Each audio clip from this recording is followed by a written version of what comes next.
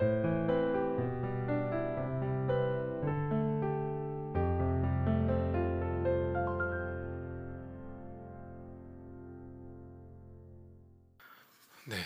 여러분 오늘도 매일 주심 기도회로 예배 자리에 나오신 여러분 모두를 환영하고 축복합니다.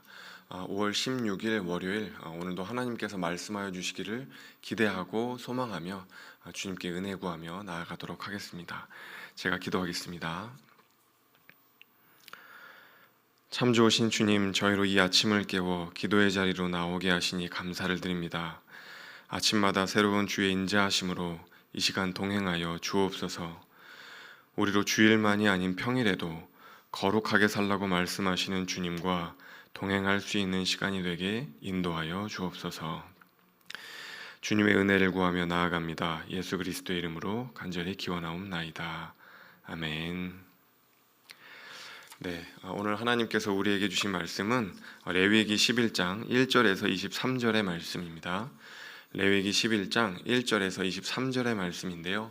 제가 하나님의 말씀을 봉독하도록 하겠습니다. 여호와께서 모세와 아론에게 말씀하여 이르시되 이스라엘 자손에게 말하여 이르라. 육지의 모든 짐승 중 너희가 먹을 만한 생물은 이러하니 모든 짐승 중 굽이 갈라져 쪽발이 되고 새김질하는 것은 너희가 먹되 새김질하는 것이나 굽이 갈라진 짐승 중에도 너희가 먹지 못할 것은 이러하니 낙타는 새김질은 하되 굽이 갈라지지 아니하였으므로 너희에게 부정하고 사반도 새김질은 하되 굽이 갈라지지 아니하였으므로 너희에게 부정하고 토끼도 새김질은 하되 굽이 갈라지지 아니하였으므로 너희에게 부정하고 돼지는 굽이 갈라져 쪽발이로되 새김질을 못함으로 너희에게 부정하니 너희는 이러한 고기를 먹지 말고 그 주검도 만지지 말라. 이것들은 너희에게 부정하니라. 물에 있는 모든 것 중에서 너희가 먹을 만한 것은 이것이니 강과 바다와 다른 물에 있는 모든 것 중에서 지느러미와 비늘 있는 것은 너희가 먹되 물에서 움직이는 모든 것과 물에서 사는 모든 것 곧 강과 바다에 있는 것으로서 지느러미와 비늘 없는 모든 것은 너희에게 가증한 것이라. 이들은 너희에게 가증한 것이니 너희는 그 고기를 먹지 말고 그 주검을 가증히 여기라. 수중생물의 지느러미와 비늘 없는 것은 너희가 혐오할 것이니라. 새 중에 너희가 가증히 여길 것은 이것이라. 이것들이 가증한즉 먹지 말지니 곧 독수리와 설개와 물수리와 말똥가리와 말똥가리 종류와 까마귀 종류와 타조와 타우메스와 갈매기와 샘의 종류와 올빼미와 가마우지와 부엉이와 흰 올빼미와 사다새와 너새와 황새와 백로 종류와 오디새와 박쥐니라. 날개가 있고 네 발로 기어다니는 곤충은 너희가 혐오할 것이로되 다만 날개가 있고 네 발로 기어다니는 모든 곤충 중에 그 발에 뛰는 다리가 있어서 땅에서 뛰는 것은 너희가 먹을지니 곧 그 중에 메뚜기 종류와 배짱이 종류와 귀뚜라미 종류와 팥중이 종류는 너희가 먹으려니와 오직 날개가 있고 기어다니는 곤충은 다 너희가 혐오할 것이니라. 아멘. 네, 오늘 레위기 11장의 말씀으로 하나님의 말씀을 나누도록 하겠습니다. 여러분, 우리가 레위기 지금 계속 읽고 있는데요. 이제까지 저희가 5가지 제사를 배웠습니다. 5가지 제사 뭐였죠? 5가지 제사: 번제, 속죄제, 화목제, 속건제, 마지막 뭐죠? 소제, 그렇죠? 번제, 소제, 화목제, 속죄제, 속건제, 이렇게 이제 5가지 제사를 저희가 배웠습니다. 그리고 그 5가지 제사를 드리는 법에 대해서 이제 배웠고요. 그게 이제 1장부터 7장까지의 내용입니다. 그 8장에서 9장까지는 제사장 위임식에 대해서 이제 저희가 배웠죠. 이렇게 이제 저희가 제사에 대해서 배우고 또 이제 제사장이 세워지는 이제 과정을 저희가 배웠습니다. 그러면 이제 모든 백성들이 하나님 앞에 나와서 제사를 드릴 수 있는 그 여건, 환경들이 다 이제 구비가 된 거잖아요. 이제 제사만 드리면 됩니다. 그런데 한 가지가 빠졌어요. 한 가지. 뭐가 빠졌냐면 우리가 제사를 드릴 수 있는 상태인가? 지금 과연 제사를 드려도 되는가? 이제 이 내용이 이제 빠져 있는 거죠. 그래서 이제 오늘 11장부터는 11장부터 이제 15장까지는 이제 그런 내용을 다룹니다. 우리가 하나님 앞에 나아갈 수 있는 상태인가, 제사를 드릴 만한 상태인가, 이제 그런 내용들을 이제 다루게 되는 거죠. 이거를 이제 성서학자들은 정결법이다, 정결 규례다 이렇게 이제 이야기를 합니다. 어떤 것이 정하고 어떤 것이 부정한지 그것을 이제 판가름할 수 있는 그 기준들을 다루는 이제 규정들이 나와 있는 게 레위기 11장에서 15장의 말씀이다. 여러분 이렇게 이제 이해를 하시면 좋을 것 같습니다. 그냥 하나님 앞에 나아가면 다 받아주는 거 아닌가? 아니라는 거예요. 여러분 근데 이게 유대교 제사법만이 아니고요. 유교에도 이제 그런 게 있는 것 같아요. 저는 이제 오랜 시간 동안 유교적인 집안 또 이제 불교적인 그런 집안에서 컸다는 말씀을 성도님들께 이렇게 좀 드리고 이제 그랬었죠. 제가 송강정철 처사공학파의 13대 종손이다 뭐 이런 이제 말씀을 드렸었는데, 그래서 이제 어렸을 때부터 제사를 많이 드렸고, 제가 이제 제사 드릴 때마다 문중에 이제 어르신들께 많이 들었던 내용이 이제 그런 거였어요. 제사는 정성껏 드려야 된다. 아주 정성스럽게 드려야 된다. 사과 하나를 드리더라도 뭐 흠집 있는 거 드리면 안 된다. 정성스럽게 깨끗이 씻어서 이렇게 이제 드려야 된다는 거죠. 만약에 이제 이 제사 그 제물을 상으로 나르다가 이걸 떨어뜨렸어요. 그럼 어떻게 해요?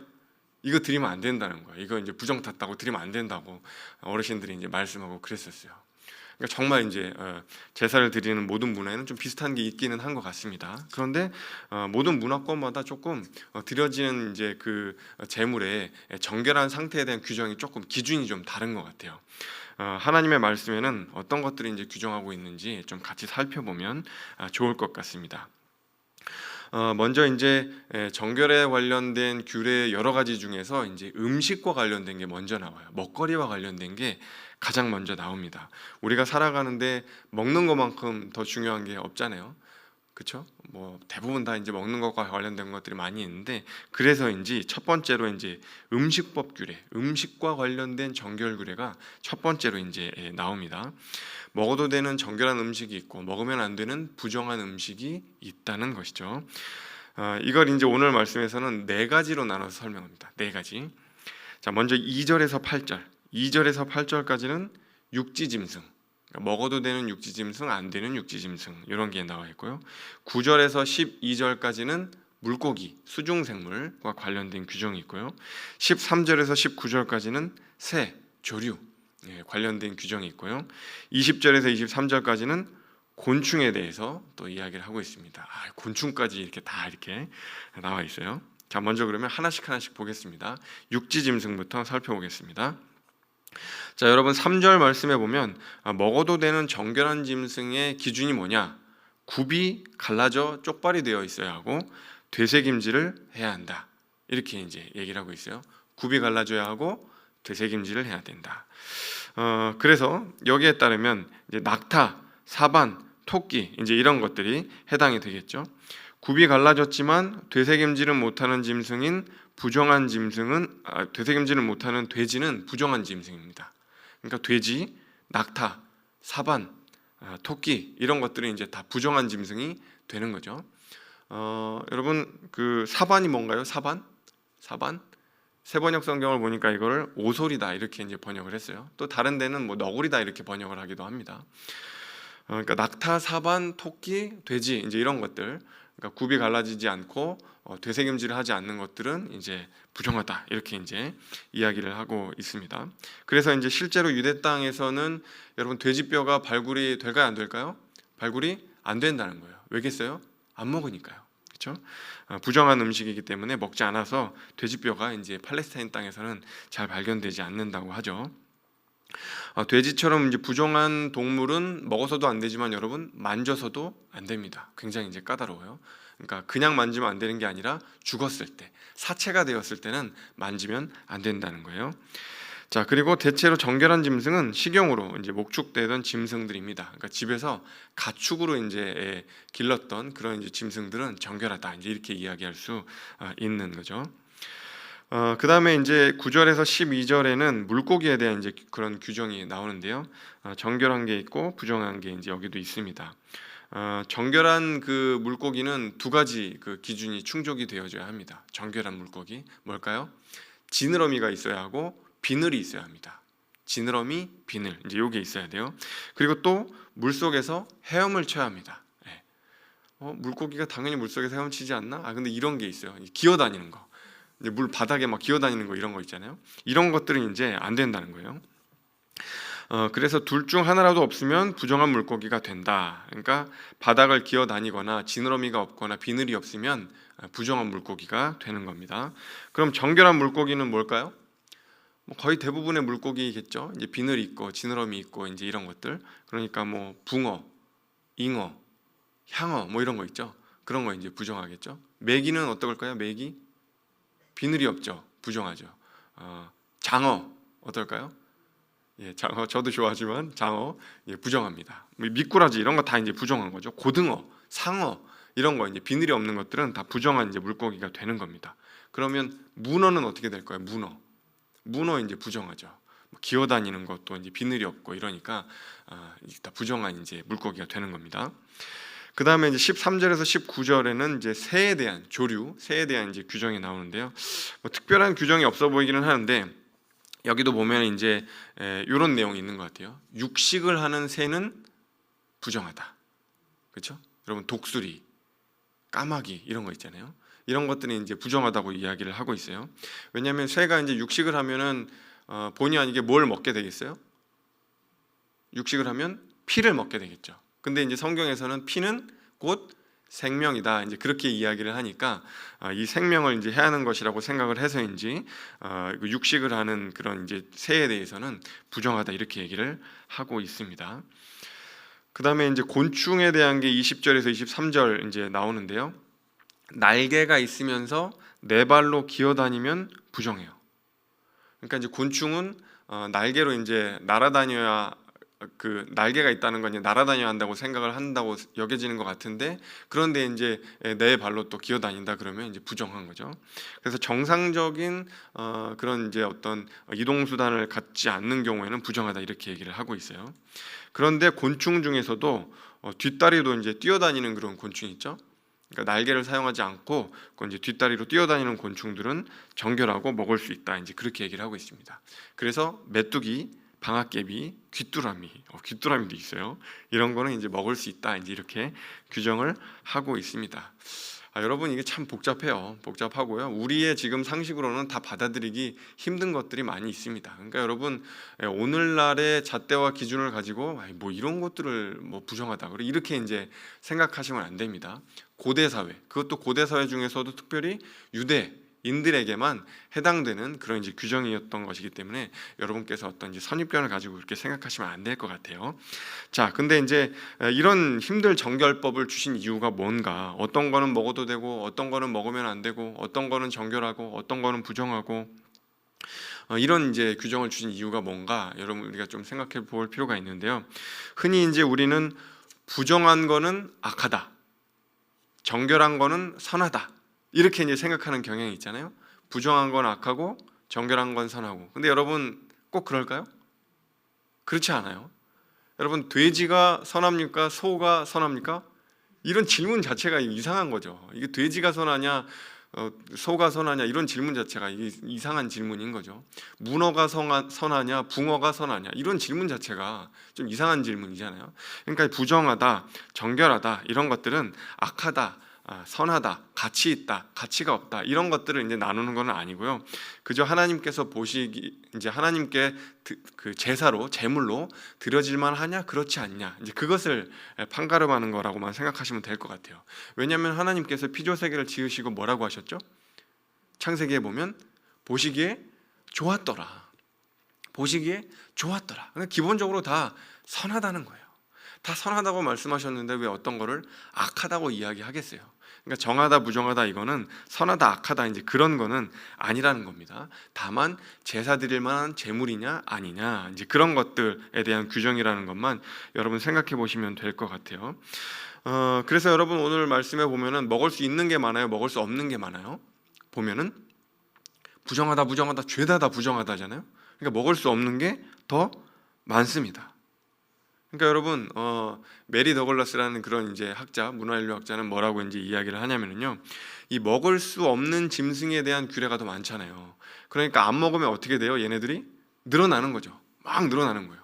그러면 창세기에 나와 있는 생육하고 번성하라라고 하는 그 하나님의 말씀이 문자적으로 이루어진다는 거죠. 이렇게 이제 해석을 하는 학자도 있어요.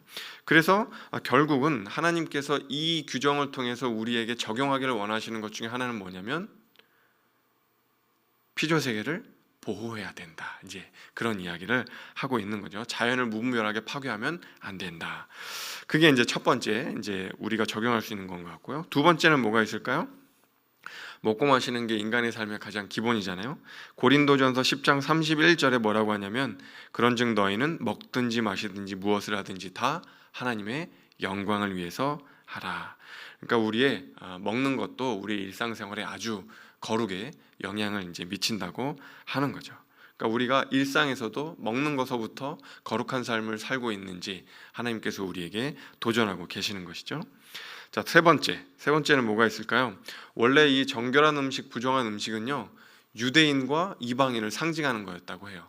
정결한 음식은 유대인, 부정한 음식은 이방인. 그렇죠? 정결한 음식은 유대인, 부정한 음식은 이방인. 이렇게 이제 상징하는 거였죠.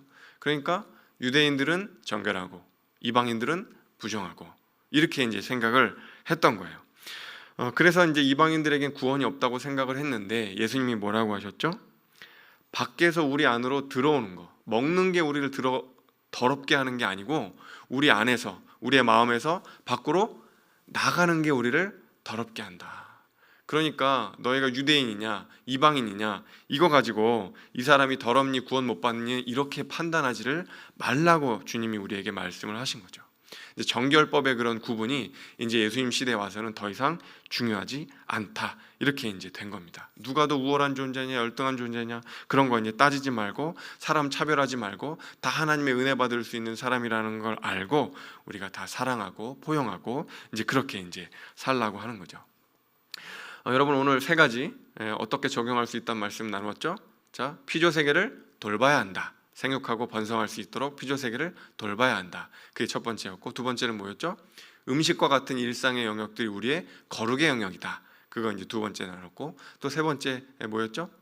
누군가를 차별하거나 구별하면 안 된다. 우리도 원래 이방인이고 구원받지 못할 사람들이었잖아요. 그러니까 사랑을 베풀면서 살아야 한다.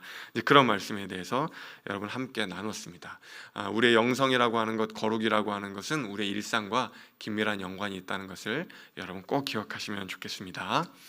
자, 여러분 그럼 제가 마지막으로 기도하겠습니다. 주님, 오늘도 주님 앞으로 나아갑니다. 우리에게 맡겨주신 이 세계를 잘 돌보며 먹든지 마시든지 주님께 영광 돌리며 살기를 원합니다. 소망 없던 우리에게 먼저 다가와 주시고 말 건네주셨던 주님 감사드립니다. 주님의 보혈로 정결케 씻어주시고 자녀 삼아주셔서 감사를 드립니다.